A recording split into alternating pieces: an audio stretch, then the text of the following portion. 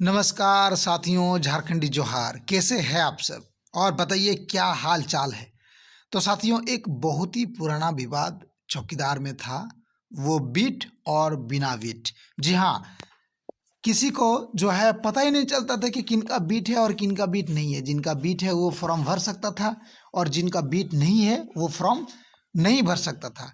कहने का ये तात्पर्य है कि पहले जब ये नियमावली बनकर आया था 14-15 में, 2014-15 में, तब उसमें ये मेंशन किया हुआ था कि जो है बीट वाले फॉर्म भर सकते हैं और बिना बीट वाला फॉर्म नहीं भर सकते हैं।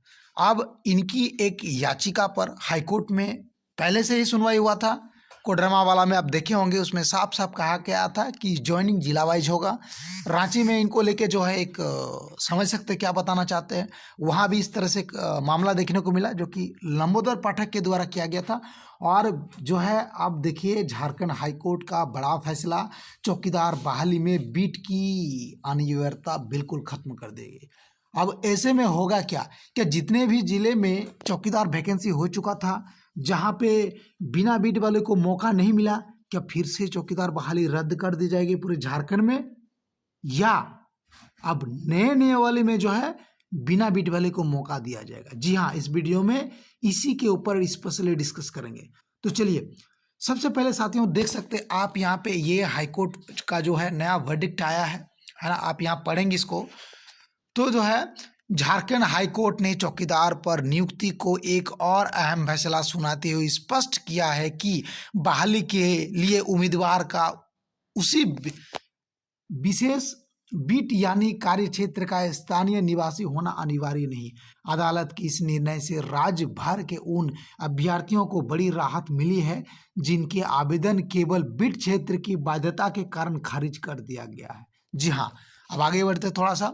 यह मामला गिरिडीह जिले के निवासी पवन कुमार राय से जुड़ा है। उन्होंने चौकीदार पद के लिए आवेदन किया था, लेकिन जिला प्रशासन और राज्य सरकार ने उनकी उम्मीदवारिता यह कहते हुए रद्द कर दिया था कि वे संबंधित बीट के स्थानीय निवासी नहीं है। इस निर्णय को चुनौती देते हुए पवन कुमार राय ने झारखंड हाईकोर्ट में याचिका दायर की थी। मामले की सुनवाई के दौरान हाईकोर्ट ने कहा कि चौकीदार बहाली के लिए बीट विशेष में निवास की शर्तों को अनिवार्यता नहीं ठहराया जा सकता।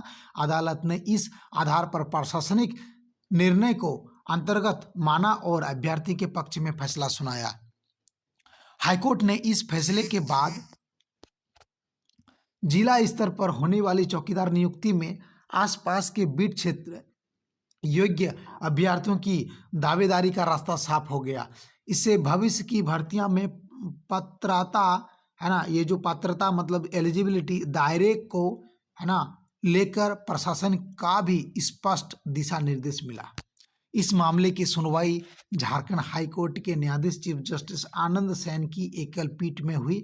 अदालत ने इस निर्णय को राज्य है ना सरकारी भर्तियों से जुड़े मामलों में एक महत्वपूर्ण मिसाल के रूप में देखा जा सकता है।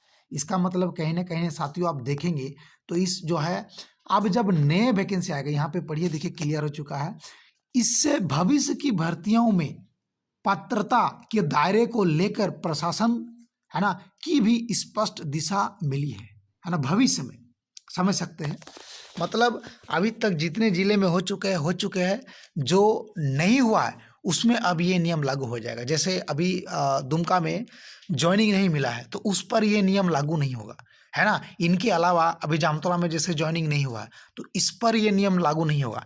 जहाँ पर जो प्रक्रिया नहीं हुआ है ना, उस पर ये लागू होगा। जैसे अभी सरायकेला चौकीदार में जो है, वहाँ पे जो है बीट और बिना बीट दोनों जो है ना भर सकते हैं, लेकिन जहाँ हो चुका है वहाँ अब कुछ नहीं हो सकता है। ये सरकार का दिशा निर्देश है, देख सकते हैं। प्लस हाईकोर्ट ने भी जो है इसको मंजूरी दे दिया है।